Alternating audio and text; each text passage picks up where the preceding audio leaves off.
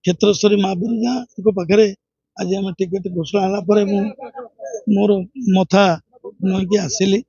जाजपुरवासी विजय हो माँ को कहीकि आसी दीर्घ वर्ष धरिकी जाजपुर माटी लड़े कर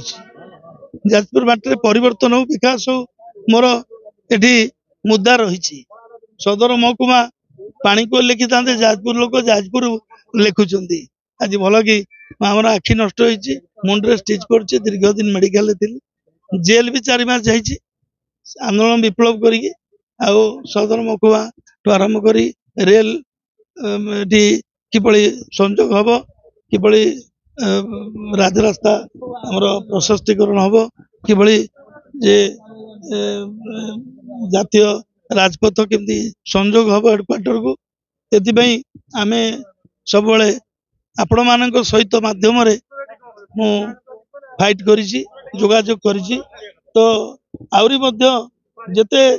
समस्या की अच्छी जेते दुख अच्छी से मोर निश्चित भाव में प्रतिनिधि हिसाब से पार्लियामेंट रे निश्चित प्रतिफलन हम लड़ाई करी नहीं कांग्रेस रो स्थिति दुर्बल नहीं कांग्रेस सहित 60 वर्ष लोक थिले अनुभव कर 10 वर्ष